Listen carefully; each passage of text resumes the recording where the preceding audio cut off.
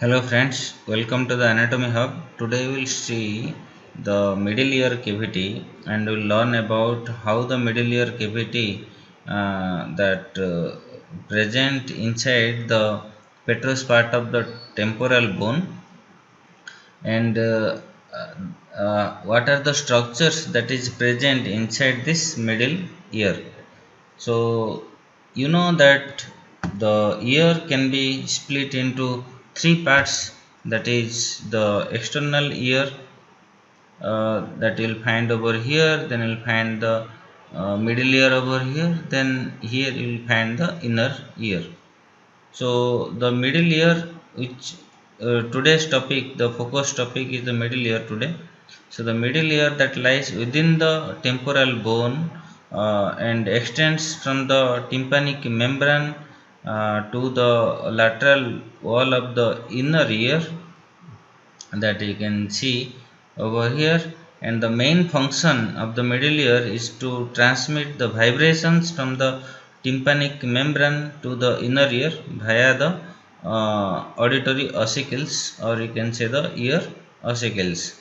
So three ear ossicle you will find over here. There is the malleus and the incus and the stapes. So three bones you will find over here. So this video will focus on the anatomy of the middle ear and its structures, neurovasculature and the clinical correlations. So the parts of the middle ear that you can see over here, that you'll find the tympanic cavity or the tympanic membrane. So this tympanic cavity that is located medially to the tympanic membrane. This is your tympanic membrane, and this is laterally you'll find the external acoustic meatus. Medially you'll find the tympanic cavity. Right, this one is the tympanic cavity. So medial to the tympanic membrane, the tympanic cavity that contains three small bones that you can observe over here is the malleus and the incus and the stapes bone, and they transmit the sound vibrations through the middle ear towards the inner ear. Then you'll find the epitympanic recess. This area is the epitympanic recess, that is a space superior to the tympanic cavity. See, if you draw imaginary line from here, you'll find this external acoustic meatus. From this is the bony canal, right? So here you just draw a imaginary line. That imaginary line will pass the okay, just I will draw over here so that it will be clear to you. So here you can see this imaginary line you just draw. Now it shows that above there is one cavity and below one cavity. So this below cavity is known as your tympanic cavity, and above this cavity is known as the epitympanic recess. So this is the space superior to this tympanic cavity, and which lies next to the mastoid cells that you can observe over here. These are the mastoid, because this is anterior, uh, this is the coronal view. So we have removed the anterior wall, so you can see this is the posterior wall. Okay, this is the lateral wall, and this is the medial wall, and this is your roof, and this is your floor. So the malleus and the incus, uh, that partly extends upwards into this epitympanic recess. The parts of the malleus and incus that is present in the tympanic cavity, and parts of the malleus and the incus also present at the epitympanic recess. Now we'll see the borders. So this is a representative diagram that you can observe over here. The actual diagram that I have already shown you inside the bony cavity, but this is the schematic diagram so that you can understand the walls and borders of the middle ear. So this middle ear that can be visualized as a rectangular box that you can observe, with a roof and a floor, and the uh, medial wall and the lateral wall that we have removed, and the anterior wall and the posterior wall. So the roof that you can observe over here, that is formed by a thin bone from the petrous part of the temporal bone, and it separates the middle ear from the middle cranial fossa. Like that you will find the floor. So this floor that is known as the jugular wall, because here you will see the internal jugular vein that is closely related to the floor of the middle ear, and mainly it consists of thin layer of bone which separates the middle ear from the internal jugular vein. Then you will find the medial wall that you can observe over here, that is formed by the lateral wall of the inner ear. Okay, so medial wall of the middle ear will be the lateral wall of the inner ear, and that contains mainly a prominent bulge that you can see over here. So this is known as the promontory, produced by the facial nerve, and as it travels nearby. So here also you will find the anterior wall. Okay, so the anterior wall is a thin bony plate with two openings you will find for the auditory tube that you can see over here, and another opening for the tensor tympani muscle. So it separates the middle ear from the internal carotid artery that you can observe over here, because here you will find the canal that is going upward towards the foramen lacerum, and that is the carotid canal through which the internal carotid artery and the sympathetic plexus surrounding to that ascends upward. So the internal carotid artery will be the anterior relation to the middle ear. Now you'll see the posterior wall over here, or otherwise known as the mustard wall, and it consists of the bony partition between the tympanic cavity and the mustard air cells that you'll find. Here you can observe that here you'll find the mustard process, and if you break this mustard process, you'll find air pockets over there, mustard air cells. So here you'll find the middle ear cavity. So you can observe how the posterior wall, it is closely related to the mustard air cells, and it mainly consists of the mustard air cells, and superiorly there is a hole in this partition that you can observe over here, is known as the auditus. That auditus is the way towards the mustard air cells, that allowing the two areas to communicate with each other, means in between the middle ear cavity and in between the and the mustard process or mustard antrum. So this hole is known as your auditus to the mustard antrum. So you'll find the bones over here.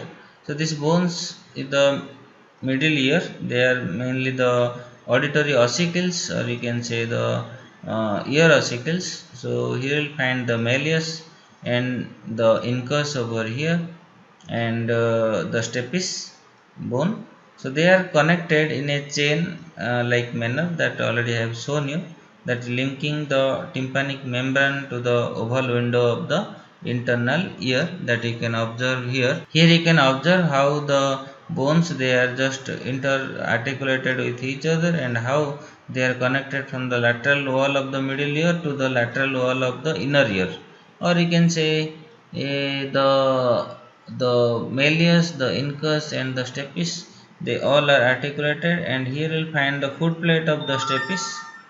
So this foot plate of stapes that is fitted with here the oval window of your inner ear.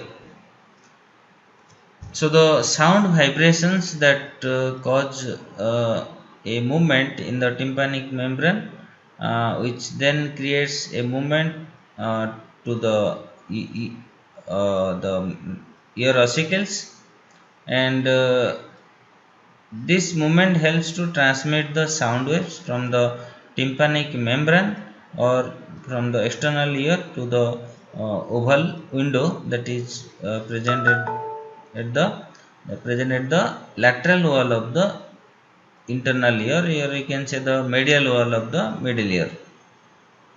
So the malleus that you can observe over here is the bone, the largest and most lateral bone of the ear, and it is attaching to the tympanic membrane. Here you will find the handle of the malleus which is adhesive to the tympanic membrane, and the head of the malleus that is lies in the epitympanic recess that already you have seen, and where it articulates with the next uh, auditory ossicle, that is your incus.